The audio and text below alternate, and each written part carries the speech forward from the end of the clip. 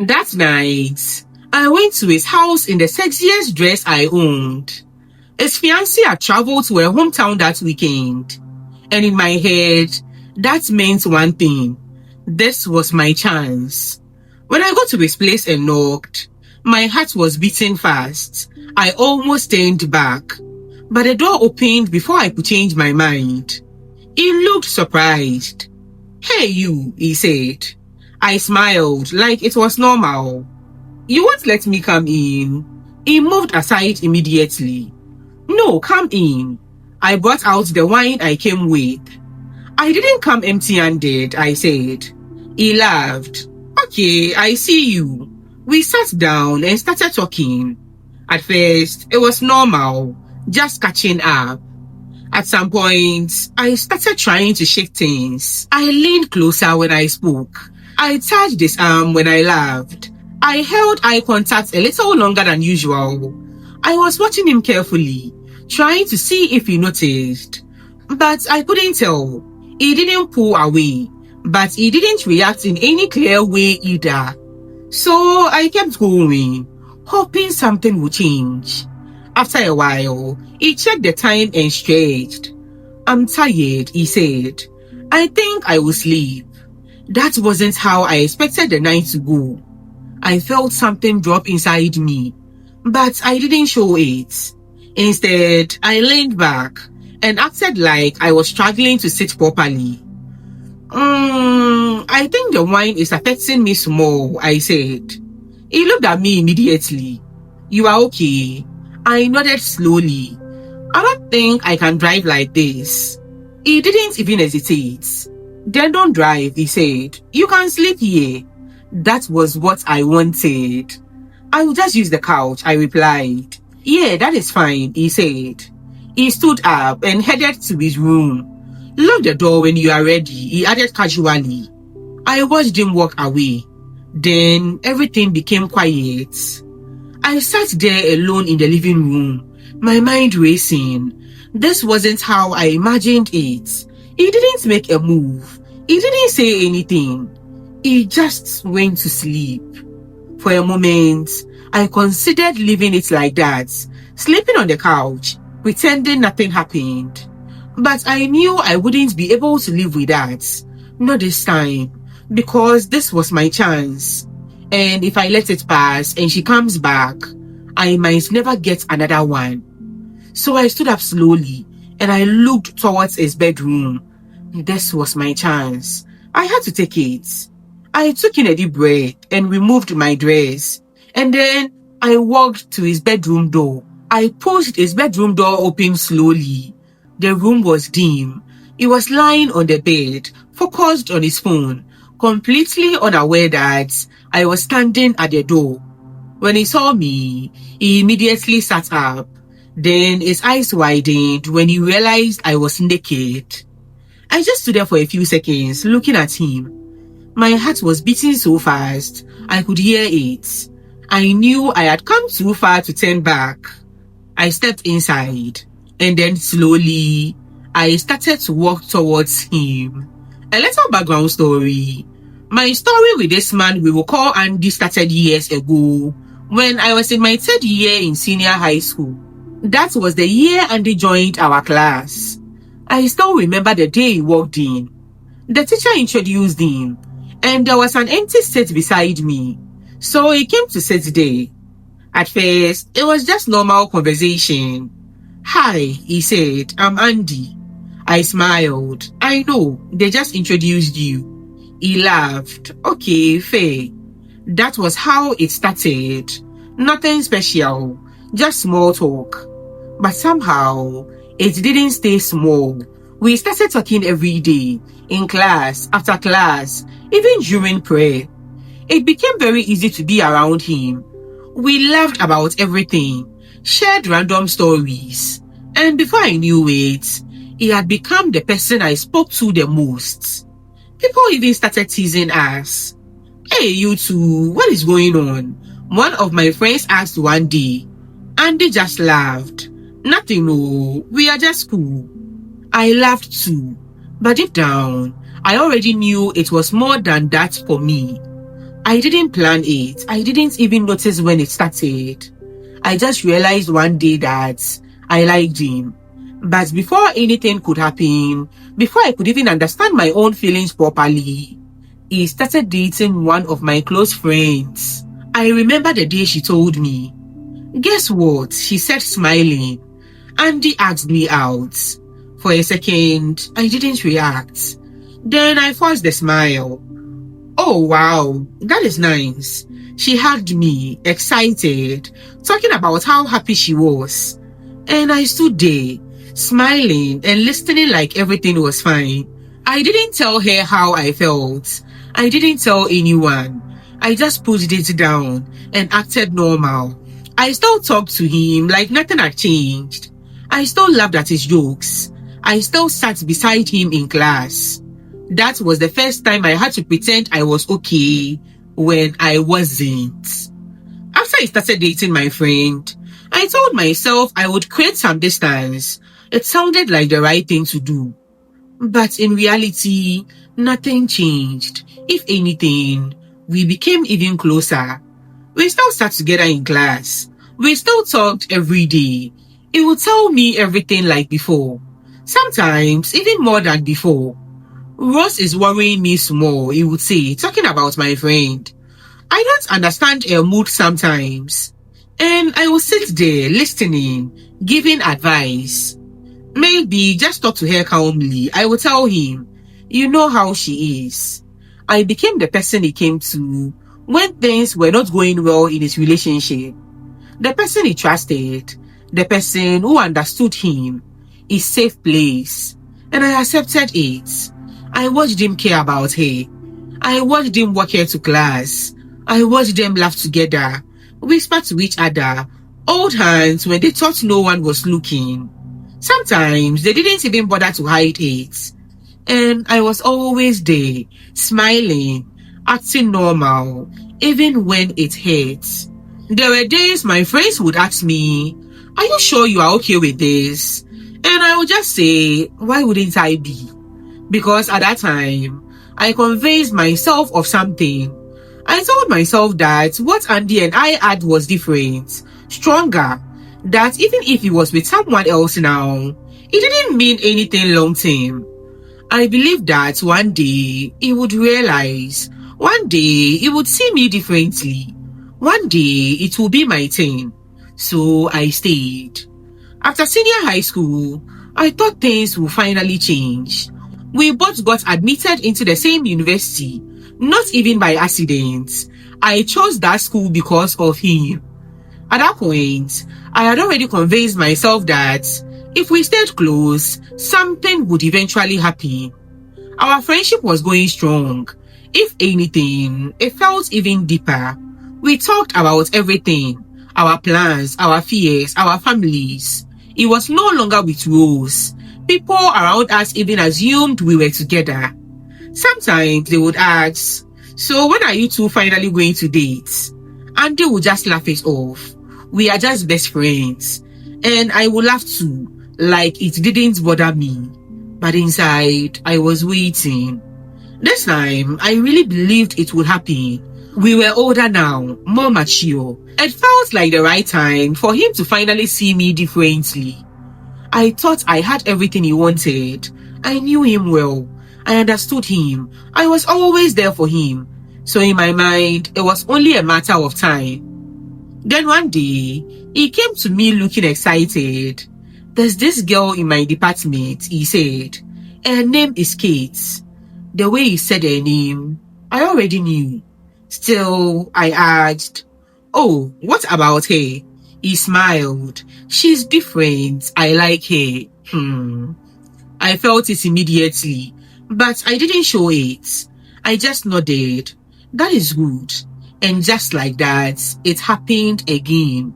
He started spending time with her, talking about her, smiling at his phone in a way I had never seen before. Then one day, I saw them together. They didn't even notice me at first. They were standing close, laughing, and then he leaned in and kissed her, right there, in front of me. For a second, I couldn't move. Then I forced myself to act normal. Later, when he came to sit with me, I behaved like nothing had happened. How was your day? He asked. It was fine, I said. I even asked about her. I listened. I smiled, just like before. It was around that same time that I became close to this girl we will call Dinah. She was in my department. She was very observant, the kind of person who doesn't talk too much, but notices everything. One day, we were sitting together after lectures when he asked me directly, "You like Andy, right?" I tried to laugh it off. It is not like that. She just looked at me. You don't have to lie. I see how you look at him.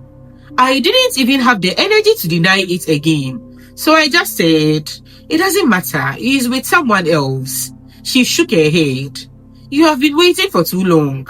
Try something different." I frowned. Like what? "Date someone else," she said simply. "If he really has feelings for you, he will react. If he doesn't, then at least you can move on." I didn't like the idea at first, but not long after that, Matthew came into the picture. He was in another department, but we had mutual friends. He was kind, calm, and very intentional. From the beginning, it was clear he liked me. "Can I take you out sometime?" he asked me one afternoon. Normally, I would have said no immediately, but this time, I hesitated. Then I said yes. When I told Andy about Matthew, I paid attention to his reaction. He froze for a second. "Matthew," he asked. "Which one?" I explained, watching his face carefully. He didn't look happy. In fact, that was the first time I saw something change in his expression. He said. "So you like him?" I shrugged. "I'm getting to know him." After that, he became different, more protective, more involved. He would ask questions about Matthew, small things, but I noticed. "Where did he take you? What did you guys do?" "Is he serious?" There was even a time he pulled me aside and said, "Just be careful, okay? I don't want anyone to mess you up." He was clearly jealous. For a moment, I allowed myself to believe it. I thought maybe this is it. Maybe he's finally seeing me differently. Maybe he just needed to feel like he could lose me. So I continued seeing Matthew. And Matthew was good to me. Very good. But my heart was not fully there.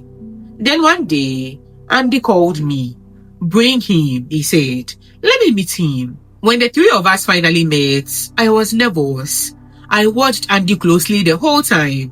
He was calm, but I could tell he was studying Matthew. As we were leaving, Andy pulled Matthew aside. "I am trusting you with her," he said. "Take care of her. If you hurt her, I swear." Then he paused. Matthew smiled and nodded. Later, Andy looked at me and added, "If you like him, that is fine. I will support you. I want you to be happy." Just like that, he lets me go. Matthew was a good person. From the beginning, he treated me well. He was consistent, respectful, and very clear about how he felt about me. He would call to check on me, make time to see me, even when he was busy, and always made sure I was comfortable. There was no confusion with him. If something is worrying you, just tell me, he would say. We can figure it out together. And I would nod. But the truth is, I was not giving him the same energy. I tried. I really did. I went out with him. I laughed at his jokes. I showed up when he asked to see me. From the outside, it looked like a normal relationship. But inside, I was still somewhere else.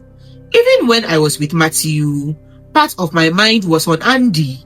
If Andy called, my mood would change immediately. If Andy needed me, I would find a way to be there. And I knew it wasn't fair. There were moments Matthew would just look at me, like he was trying to understand something he couldn't explain. One evening, we were sitting together after spending time out, and he asked me quietly, "Are you happy with me?" I didn't answer immediately. That alone was already an answer. He sighed softly. It is him, right? I didn't even ask who he meant. I just looked down. Matthew nodded slowly, like he had already accepted it. I had a feeling, he said. I see the way you are when his name comes up. I felt bad, very bad. Matthew, it is not like that, I tried to say. He shook his head. It is. And it is okay. You don't have to force anything. There was a short silence. Then he added, I like you, but I don't want to be with someone whose heart is somewhere else. I'm sorry, I said quietly. He gave a small smile. You don't have to be. Just be honest with yourself. And just like that, the relationship ended. After he left, I sat there for a long time, thinking about everything. I had just lost a good man. Not because he did anything wrong, but because I was holding on to someone else. And the worst part was, even after that, I still didn't stop waiting. Not long after Matthew and I ended things, Andy and Kate also broke up. When he told me, I tried to act normal.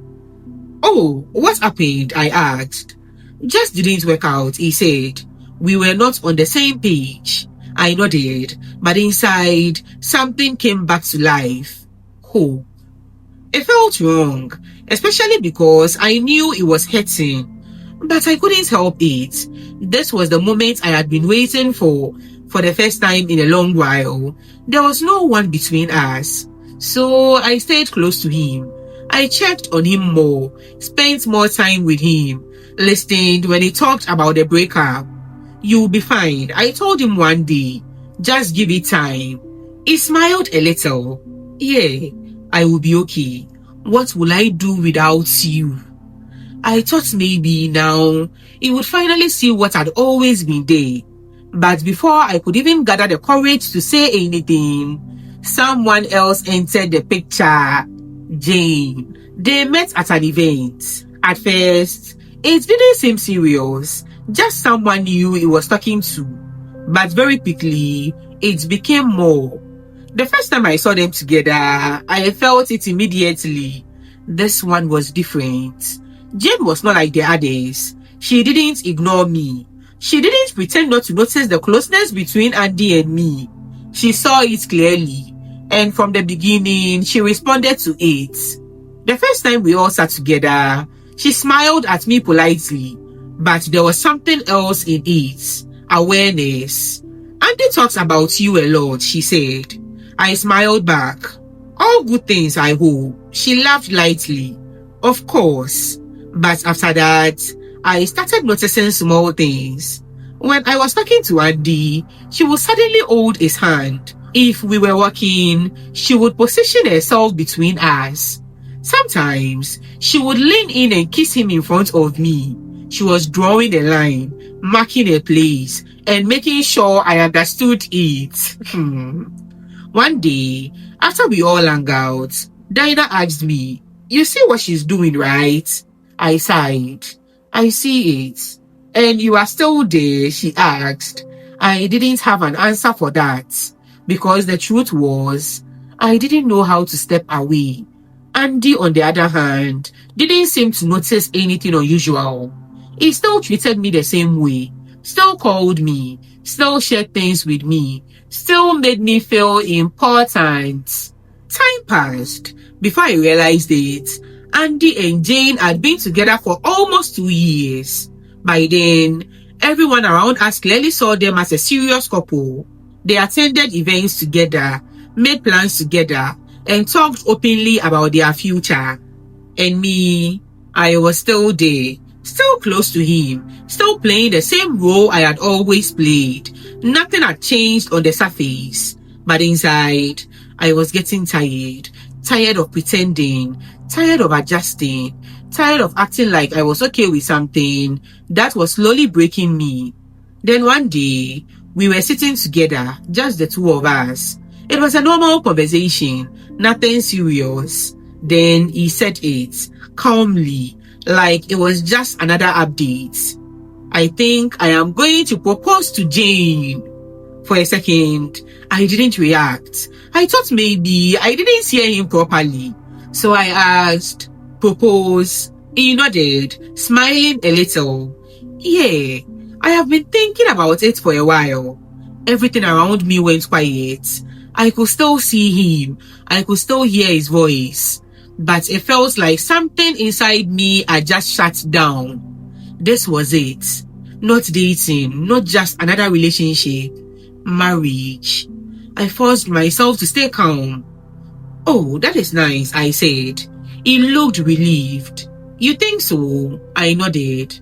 Yeah, if you are sure, then it is a good thing. He smiled. I am. And just like that, the conversation moved on. But I didn't hear anything else he said after that. Because in that moment, everything became very clear. All the waiting, all the hoping, all the times I told myself, maybe one day, that one day had finally come. And it wasn't me. Later that day, I went to see Dinah. The moment she saw my face, she knew something was wrong. What happened? She asked. I sat down and said it directly. He wants to propose to Jane. She didn't even look surprised. She just looked at me for a few seconds, then said, so what are you going to do? I laughed slightly, but there was no humor in it. What can I do? She leaned forward. Tell him. I shook my head immediately. No. Yes, she said firmly. You've waited all this time. You can't just watch him marry someone else without saying anything. I felt my chest tighten. What if he doesn't feel the same? Then you will finally know, she replied, and you can move on.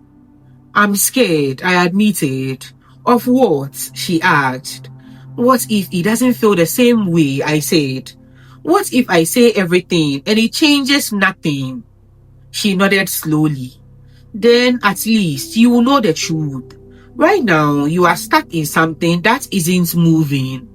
I was quiet. Then she added, you have been choosing him for years. For once, choose yourself. That night, I made the decision. I was tired of waiting, tired of pretending, tired of feeling like I was always almost everything to him, but never fully chosen. I needed to know. That was how I ended up in his room naked. I took a deep breath as I got closer to him. He was watching me carefully now, his eyes following every step I took. He didn't say anything, so I just kept moving until I was standing right in front of him, close enough to feel the warmth from his body, close enough that if I moved even a little, I would be touching him. I stopped in front of him. For a second, I almost spoke, but I knew if I tried to explain, I would lose the courage, so I didn't. I leaned in and kissed him. He responded immediately. His hand came up to my arm, holding me as he kissed me back. It didn't feel like hesitation. It felt natural, like something that had been there for a long time. He pulled back slightly and looked at me. He was still close, still holding me. Why are you looking at me like that? I asked quietly. He shook his head a little. I am trying to understand you, he said. What is this? I didn't answer. I leaned in again. This time, he pulled me closer himself. His hand moved to my waist, holding me there as he kissed me deeper. My heart was racing. Everything felt real in a way I had imagined too many times. Andy, I said, softly pulling back. He didn't respond with words. He just pulled me close, like he didn't want to break the moment. That gave me confidence. My hands moved to his shirt, and I started undoing the buttons slowly. He paused, but he didn't stop me immediately. He looked at my hands, then back at my face. You are serious? He asked quietly. Yes, I said. I held his gaze and said it clearly. I want you. He went quiet for a second, just looking at me. You do? His expression softened, and then he shook his head. No, You don't even know what you are saying right now, he said gently. You are drunk. I do, I replied. I have known for a long time. That seemed to affect him. He exhaled slowly and pulled me into a hug, holding me tight.